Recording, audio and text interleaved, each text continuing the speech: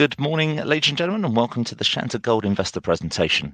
Throughout this presentation, investors will be in listen-only mode. Questions are encouraged, can be submitted at any time using the Q&A tab situated on the right-hand corner of your screen. Please just simply type in your question and press send. The company may not be in a position to answer every question it receives during the meeting itself. However, the company will review all questions submitted today and publish responses where it's appropriate to do so. I'd also like to remind you that this presentation is being recorded. Before we begin, we would like to submit the following poll, and if you'd be so kind as to give your attention to that, we'd be most grateful. And I'd now like to hand over to Eric Zurin, CEO from Shanta. Good morning, Eric. Yeah, good morning. Good morning, Mark. Thanks very much for having us on the platform today. It's exciting to be back. Today we announced a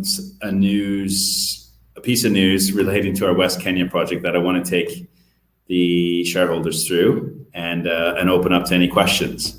And so without any further delay, I will turn off my video and take you through the slides and then open up to some Q&A. But let's begin really on slide 3 of the presentation. And in summary, following phase 1 of 3 drilling at the West Kenya project, we've now upgraded 117,600 ounces, grading 7.04 grams per ton to the indicated resources category. And this is converted at a rate of over 100%. So one point to note here really is the high grade nature of the Isulu deposit, which converted in fact 82,700 ounces, grading 10.6 grams per ton to the indicated. And that implied conversion ratio is 130%, which is particularly exciting because it includes newly discovered zones that we found during the infill drilling. Now, really take a step back and think about these grades and these conversion rates. I mean, they're, I think, phenomenal, and it's hopefully the start of more to come, and we'll take you through the reasons why. Now, a final point I want to make is that within this indicated resource that we've announced today, it includes oxides grading 8.26 grams per ton. Again, I mean, oxides are the area immediately below surface. In this case, it goes down to about 80 meters at Isulu, a bit shallower at Bushangala. And these can typically be mined at very low cost in the earliest stages of production because there isn't really much need for drill and blasting, and B, the mining costs are typically much lower. So it's really exciting from an overall development perspective and being able to recycle cash flow back into the capital plan for the underground. Now, as I said, these are great numbers. We think it's just the beginning. And if you take a step back and you look at the existing high-grade inferred resource, the incredibly high-grade results of the infill drilling that we've been announcing throughout the year, and now the first independently verified resource update, what you can see here is that the individual dots are starting to connect really well, and you can kind of see where this asset is headed. I mean, if you did nothing else and you went offline for 12 months and came back, I imagine you wouldn't see much changing in terms of the grade and the quality of this deposit, and you'd probably see a lot more indicated in 12 months' time. So, a lot to look forward to, and the trajectory is particularly good, I think, for this West Kenya project. Now, phase 1 drilling, which is the basis of this resource update today, that ended in the end of June, and it was targeting about 10% of the total inferred resources of 1.2 million ounces. So we're very pleased with these phase 1 results, and they demonstrate the resource model and the high-grade nature of the deposits are both holding following infill drilling. So what could happen in the mining space and exploration space is you get a pretty loose inferred resource that all starts to fall apart when they infill drill. That's the typical promoter scene. In this case, we've narrowed the spacing, and we've actually increased our confidence, and in this case, increased the amount of contained ounces. So again, headed in the right direction. Now, phase 2 and 3 drilling campaigns, which are underway, phase 2 is underway, will target another just around about 1 million ounces of existing inferred resources, predominantly at the Asulu deposit. And then we'll soon be targeting expansion drilling across 7 targets adjacent to this existing resource. And then where it gets really exciting, I think, is the regional drilling, where we believe there are attractive targets for resource additions, which have been previously drilled by past owners of the West Kenya project. And some names that come to mind are the Rumula target in the Lake Zone, Shikoko, again, not too far from where we're drilling today. We are aware of unclassified resources that need a little bit of inferred drilling to get into a classified 43-101 compliant resource. So lots to look forward to, a lot of value to demonstrate out of this project. Now, just moving along to slide 4, I thought it worth repeating this table, because I just think,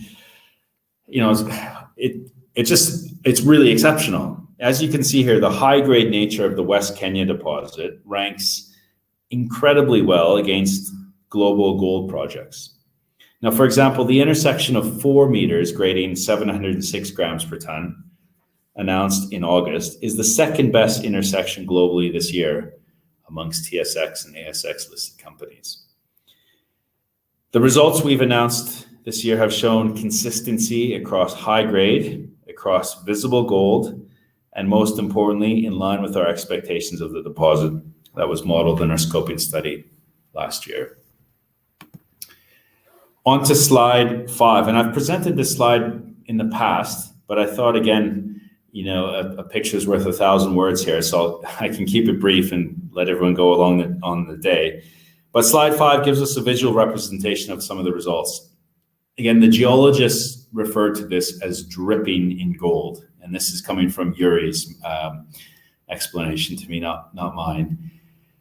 Someone who's been in the greenstone gold space for 40 years, literally the idea of seeing visible gold in this quantity and frequency is rare, which makes it that much more special. So as mentioned, spectacular visible gold reported in many of the drilling sections that we've announced. The extent of that visible gold across both deposits, starting from surface, in fact, is intact. And at Asulu, for instance, visible gold extends now 700 meters below surface. And the VG at Bushangala, VG stands for visible gold, extends from surface down to 200 meters so far. So again, you'll see a slide coming up. VG is the name of the game with this deposit. Now here it is. I'll take you through the VG again, and these are a bit more theoretical representations rather than visual. But on slide 6, we've now compared the Asulu resource model from 2018. So that's the one on the left-hand side, which was modeled to an inferred level of confidence, versus the start of infill drilling this year, which is on the right-hand side of the slide. So to put it in kind of layman's terms, the left-hand side is what we modeled historically, so previously, and then on the right-hand side is what the actual results are starting to show after drilling. So anyone can come up with a model. The right-hand side shows that the model is standing. The hypothesis is meeting expectations. So again, notwithstanding tighter drill spacing, and what we did is we narrowed spacing. So left-hand side, the drill spacing is 80 meters apart, and the drill spacing now for the infill drilling is down to 20 to 30 meter spacing at Bushangala, and at Asulu it's 30 to 50 meter spacing. So again, we're narrowing the spacing, we're increasing our confidence, and the risk is that the resource model doesn't hold. But what we're seeing is that it does. So notwithstanding the tighter spacing, the resource model is holding well. And in fact, at Asulu, we've seen upside from new zones, and we've had a high-grade space identified during drilling. So this is this zone referred to as IZ3.0.1. So again, that's that dark red area on the right-hand side of this page. That's at 14,800 ounces, grading 22.3 grams per ton to the oxides. Remember, those are the low-cost area for mining in the first year. And why is this exciting? Well, that first part is this wasn't known before. Number two, it's incredibly high grade. Number three, it's very near surface, which allows us to get early access to it. And four, it shows that there are areas that aren't in the historical model that can be found through infill drilling. So again, very encouraging from our perspective of allocating capital. We're happy to continue to put investment money into a project like this. So staying on the right-hand side of this page, the red zones are the new indicated resources. The blue is the new inferred areas that have been declared. And the dotted red line, or I guess it's really pink, is the phase 2 infill drilling area that started in July. So you can see here phase 2 infill drilling, which I think is about 23,000 meters versus phase 1, which was 9,400 meters.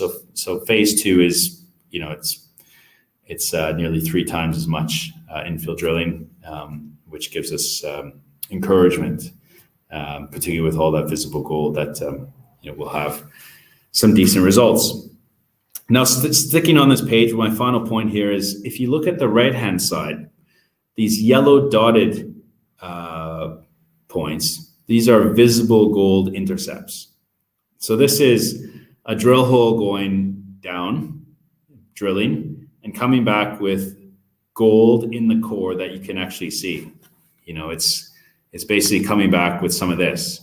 Not maybe not to this most spectacular illustration, but gold you can see is visible gold. Very rare in exploration. Typically, we'll find visible gold in producing assets where there's grade control drilling. So they already know where the gold is, and they're simply trying to find more of it. Now, put this in context. So you have a drill spacing, call it 40-meter spacing at a Sulu. So you stand in one spot, you walk 40 meters away, and you drill again. And you have a 2.5-inch diameter drill hole, a drill core, a drill bit that goes down, call it 200, 250, 300 meters underground. So you're 40 meters apart, 2.5 inches wide, 300 meters down, and out comes visible gold. Now, the chances of doing that is kind of like a needle in a haystack, to use the cliche. It's very rare. But yet, when you look at this deposit, all of these yellow dots are in fact that, visible gold intercepts. More encouragement. It gives us a lot of confidence that we're hunting in the right areas and doing the right thing. Now, if we just go on to slide 7, what I wanted to do here is highlight some of the existing but unassigned significant drilling results at the Bushangala deposit. Remember, Bushangala is about 10% of the overall resource today. So I think there was 120,000 ounces of inferred. And the point I'm trying to make here is that despite, notwithstanding, I should say, the upgrade to indicated at Bushangala, we still have very attractive holes, drill holes, intersections that haven't been actually modeled into the Bushangala resource. So in fact, we've listed 38 of them. Now, let's just pick 2 of them and give you an example. How about that second one on the left-hand side? 3 meters at 62.28 grams per ton. I would say that's a pretty attractive gold drilling intersection, but it's not currently in any of the Bushangala resources. How about the next one? 21 meters at 5.3 grams per ton. Again, something that almost all gold companies would find very interesting. We certainly do as well, but not yet in the Bushangala resource model. So more work needs to be done at Bushy. Someone asked me, why didn't we do the work? What are we waiting for? We are doing the work. This is just an interim update that we're providing to the market to give you a flavor of how we're getting on. If we were a private company, we'd probably do all the infill drilling and then reestimate the resource model and come up with a conclusion. We're not, and we'd prefer to give interim updates. And so these 38 drilling intersections are currently in the process of being either further infill drilled or further structural analysis to put into the resource model at Bushangala, which gives us more encouragement that the Bushangala resource will either grow or grow with higher grades. Now on to the last slide of the presentation before we open up to questions. Slide 8, we often get the question, how does the timeline look, Eric? What's happening and when? Well, when we acquired the project back last summer, and when we updated or published our scoping study in October last year, so just under 52 weeks ago, we said the timeline to production would be around 5 years. Now here we are 1 year later into that plan, and we remain on track. We're in that phase there called infill drilling, up to 250 holes, 135,000 meters planned. So as we sit today, I think we've drilled, I think it's just under 20,000 meters. We're saying up to 135,000 meters. Doesn't mean we need to do all of that. We'll certainly do the least amount for the greatest impact, put it that way. So that process is ongoing. Now, what's next? Well, we're going to continue to drill. In fact, the drill rig from Capital Drilling, I'm told, is literally on the way to the border now. It was mobilized last week, I think, from Tanzania. It had a few delays. And Capital had some delays in getting their permits, but they've overcome that. And so we'll have a third rig in place very shortly. And in fact, the Capital rig is a much more robust rig, so it can drill faster than the other two we have on site. So we'll continue to drill, infill drill. That'll continue right through. I would estimate at least until middle of next year. But what's going to happen with that is we'll have another updated resource probably towards February in 2022.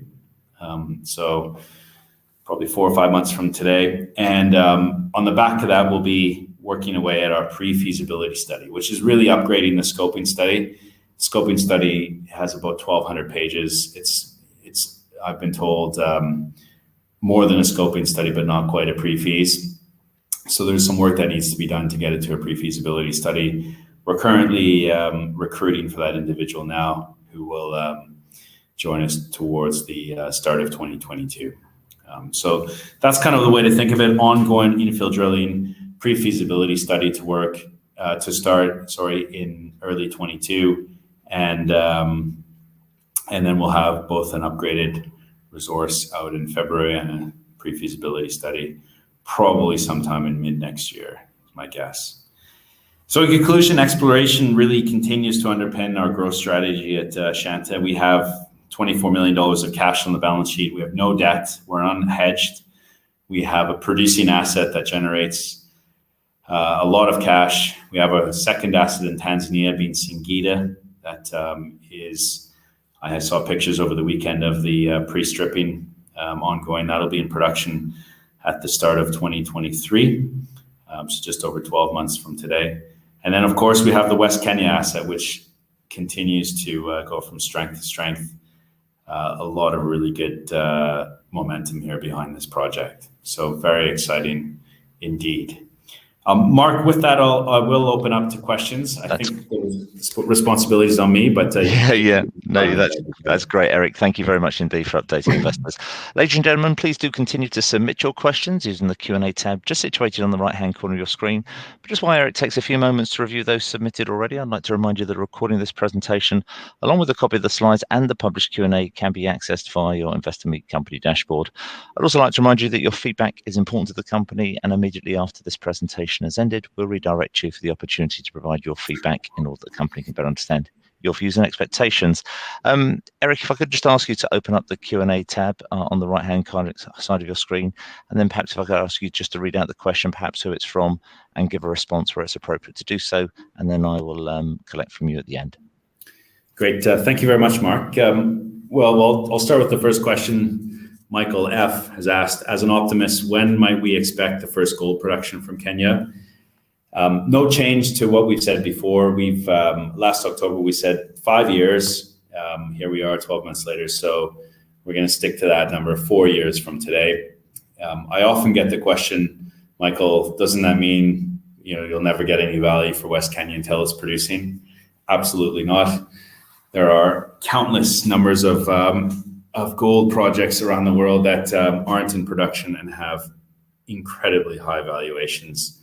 I could name a few offhand. I think Greatland Gold is one listed in London. So just as an example. So there we are. Peter D has asked, how long do you think it will take to update the indicated resources announced today to a measured category? Well, in fact, we won't be doing that. The way to think of it, Peter, is the measured and indicated corresponds to proven and probable reserve categories. So if it's proven, it has to be measured. If it's probable, it's typically indicated. And so the way we've estimated the indicated resource is by applying conventional assumptions for mining. So I think there's a range of cutoff grades that we've used. We've created a block model, and the part of the work that we'll be doing in the pre-feasibility study is to actually update the mining schedule, and on the back of that to show what a mineable resource would be. Now, to go from indicated to probable reserve, there are a few requirements.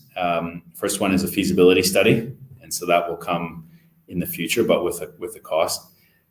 Typically, you need a mining license as well to have a reserve, and so we're not at that stage yet. So again, we're sitting with a mineable resource today, which is in the indicated category.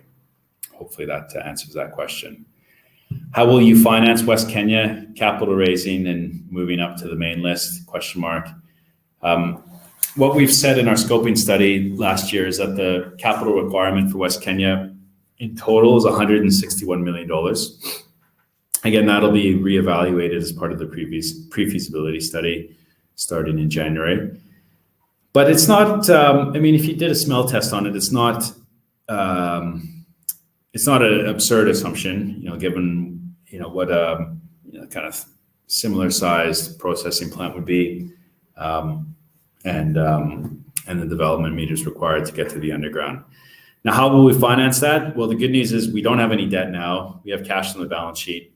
And post the commencement of the Singida production in just over 12 months' time, we will then have 2 assets generating cash flow out of Tanzania with no debt requirements, no hedging, and we'll be building up our own cash balances. Of course, I can't predict the gold price.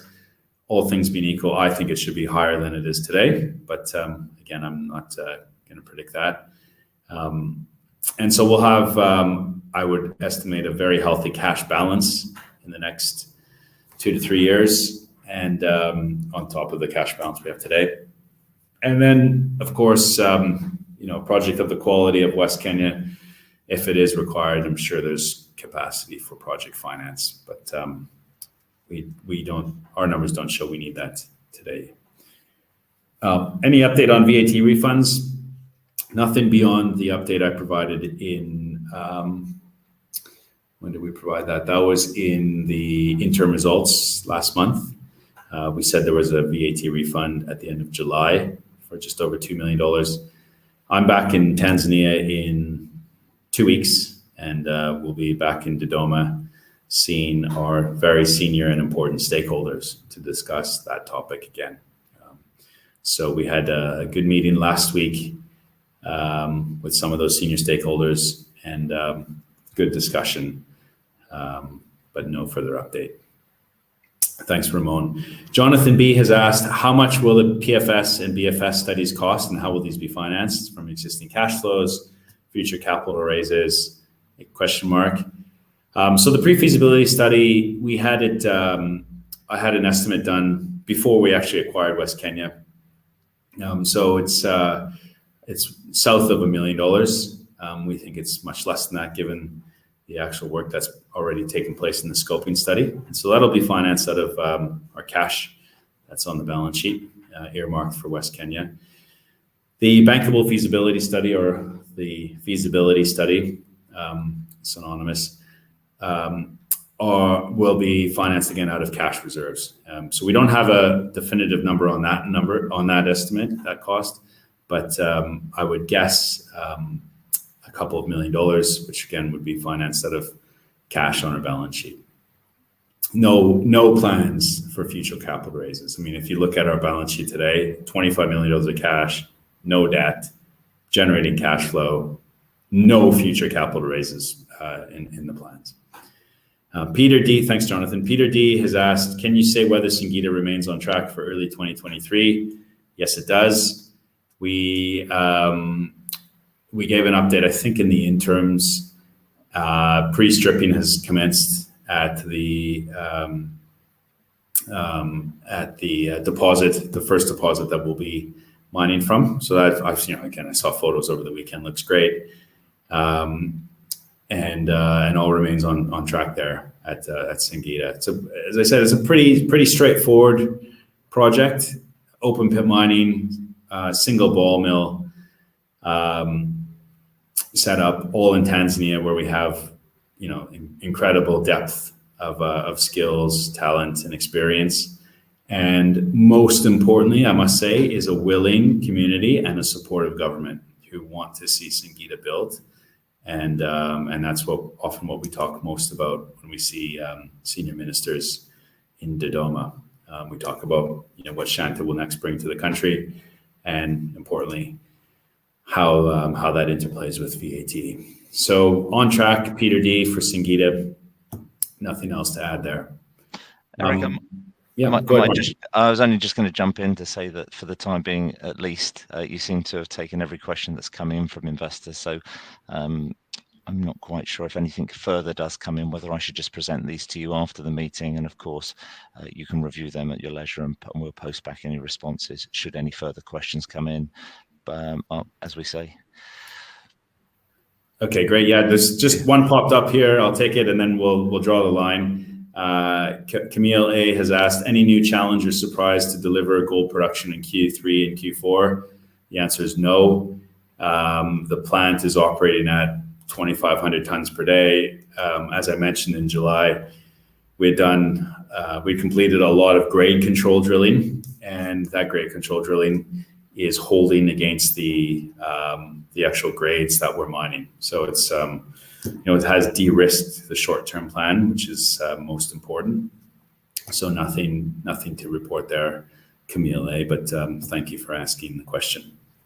Mark, back over to you. Yeah, well, thank you, Eric. I think on that basis, I know that investor feedback is important, and we will shortly redirect investors to let you have their thoughts and expectations.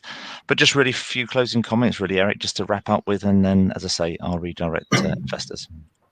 Well, thanks, Mark. I mean, I must reiterate, the success of Shanta in East Africa really is dependent on three key stakeholders. The first one is the community. The second one is the government. And the third one is our shareholders. And that's in no particular order, just to be clear. It is the shareholders who've supported us all along the way. And our responsibility to the shareholders is to be good custodians of their capital and to be transparent with what we're doing. Hence why we're doing presentations like we are today. I'm a shareholder myself. I want nothing more than the shares to do well and the gold price to go to $10,000 an ounce. But hopefully we'll see that one day, and Shanta will be the overwhelming majority of your ISAs. So we're all in it together, Mark. But thank you for having us. Eric, on that positive note, I will thank you once again for updating investors this morning. Please could I ask investors not to close this session, as we will now automatically redirect you for the opportunity to provide your feedback in order that the company can better understand your views and expectations. This only takes a few moments to complete, but I'm sure will be greatly valued by Eric and the team. On behalf of the management team of Shanta Gold, we'd like to thank you very much for attending this morning's presentation. That now concludes today's session, and good morning to you all.